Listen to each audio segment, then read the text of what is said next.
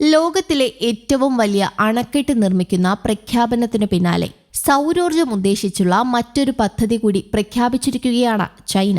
ഇത് ഭൂമിക്ക് മുകളിലുള്ള ബഹിരാകാശത്തുള്ള മറ്റൊരു 3 ഗോർജസ് ഡാം പദ്ധതി എന്നാണ് സൗത്ത് ചൈന മോർണിംഗ് പോസ്റ്റിലെ വിശേഷണം. പ്രമുഖ ചൈനീസ് റോക്കറ്റ് ശാസ്ത്രജ്ഞനായ ലോങ് ലെഹോവോയാണ് ആശയം രൂപപ്പെടുത്തിയത്. ഭൂമിയിൽ നിന്ന് 36,000 കിലോമീറ്റർ ഉയരത്തിൽ 1 കിലോമീറ്റർ വീതിയുള്ള സോളാർ വ്യൂഹം സ്ഥാപിക്കുകയും നിലനിർത്തുകയും ചെയ്യുക എന്നതാണ് ലക്ഷ്യം. ഇതിലൂടെ രാത്രി പകൽ പ്രതിഭാസം ബാധിക്കാതെ മുഴുവൻ സമയവും സൗരോർജ്ജം ലഭിക്കും. നിലവിൽ പ്രതിവർഷം 100 ബില്യൺ കിലോവാട്ട് പദ്ധതിയോടാണ് ലോങ് പദ്ധതിയെ ഉപമിച്ചത്. 3 ഗോർജസ് അണക്കെട്ടിനെ ഭൂമിയിൽ നിന്ന് 36,000 കിലോമീറ്റർ ഉയരത്തിലുള്ള ഭൂസ്ഥിര പരിക്രമണ പഥത്തിലേക്ക് മാറ്റുന്നത് പോലെ പ്രാധാന്യമർഹിക്കുന്നതും അവിശ്വസനീയമായതുമായ പദ്ധതിയാണെന്നും ലോങ് പറഞ്ഞു. ഈ പദ്ധതിയിൽ നിന്ന് 1 വർഷത്തിനുള്ളിൽ ലഭിക്കുന്ന ഊർജം ഭൂമിയിൽ നിന്ന് ആകെ ലഭിക്കുന്ന എണ്ണയുടെ അളവിന് തുല്യമായിരിക്കുമെന്നും അദ്ദേഹം വ്യക്തമാക്കി. പദ്ധതിയുടെ നടത്തിപ്പിന് സൂപ്പർ ഹെവി റോക്കറ്റുകളുടെ വികസനവും വിന്യാസവും ആവശ്യമാണ്. ഇതിനായി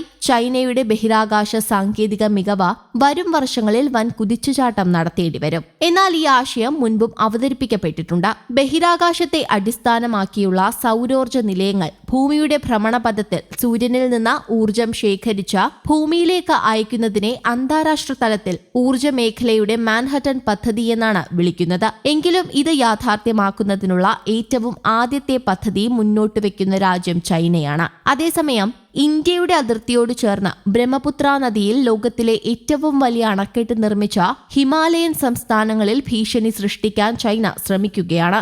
ദക്ഷിണ ചൈന കടലിലും പസഫിക് സമുദ്രത്തിലും രാജ്യാതിർത്തി പങ്കിടുന്ന അയൽ രാജ്യങ്ങളിൽ ചൈന നിരന്തരം ഭീഷണി ഉയർത്തുന്നുണ്ട്. ചൈനയുടെ കടന്നുകയറ്റത്തെ പ്രതിരോധിക്കാൻ ഏഷ്യ പസഫിക് രാജ്യങ്ങൾ തങ്ങളുടെ നാവിക ബലം വർദ്ധിപ്പിക്കുകയാണ്. ജപ്പാൻ, ഓസ്ട്രേലിയ തുടങ്ങി ഇന്ത്യയുമായി സൗഹൃദമുള്ള രാജ്യങ്ങളും ഫിലിപ്പൈൻസും തായ്വാനും ചൈനയുടെ നേരിട്ടുള്ള ഭീഷണിയെ അതിജീവിക്കാൻ നാവികസേനയെ ബലപ്പെടുത്താൻ ഒരുങ്ങുന്നു. 2020 ലഡാക്കിലെ അതിർത്തിയിൽ ഇന്ത്യയും ചൈനയുമായി ഉണ്ടായ ഏറ്റുമുട്ടൽ സമുദ്രാതിർത്തിയിൽ ചൈനയ്ക്കെതിരെ ശക്തമായ നാവികസേനയെ ഏഷ്യ പസഫിക് മേഖലയിൽ വിന്യസിക്കാൻ കേന്ദ്ര സർക്കാരിനെ പ്രേരിപ്പിച്ചു. 2021 Australia, Philippines, Singapore, Malaysia, Indonesia, Vietnam എന്നീ രാജ്യങ്ങളുമായി ചേർന്ന് ഇന്ത്യ സംയുക്ത സൈനികാഭ്യാസം നടത്തിയിരുന്നു. ദക്ഷിണ ചൈന കടലിൽ 7 ആസിയൻ രാജ്യങ്ങളുമായി ചേർന്ന ഇന്ത്യ 2023 നാവികാഭ്യാസം നടത്തി. മാത്രമല്ല, കടൽക്കര സൈനിക ബലം ഇന്ത്യ ഈ മേഖലയിൽ വർദ്ധിപ്പിക്കാൻ തുടങ്ങി. നേവൽ ലാൻഡിംഗ് പ്ലാറ്റ്ഫോം ഡോക്കുകൾ സ്വന്തമാക്കാനുള്ള ശ്രമത്തിലാണ് ഇന്ത്യ. നേരിട്ടുള്ള ഏറ്റുമുട്ടലിനുതകുന്ന കപ്പലുകളാണിവ. 2021 4 കപ്പലുകൾക്കായി അനുമതി തേടിയത്. ഇന്ത്യക്ക് പുറമെ ജപ്പാനാണ് ചൈനയ്ക്കെതിരെ നാവിക ശക്തി വർദ്ധിപ്പിക്കുന്ന മറ്റൊരു രാജ്യം.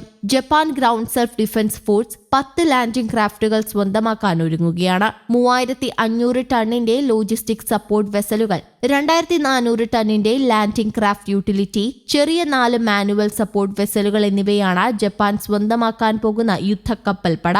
സോസീൻ എന്ന ജാപ്പനീസ് കപ്പൽ നിർമ്മാതാക്കൾ ഒക്ടോബർ 29 ആദ്യത്തെ LCUവും നവംബർ 28 ആദ്യ SLVയും നിർമ്മിച്ചു നൽകി കഴിഞ്ഞു. News desk, Kerala Kaumudi.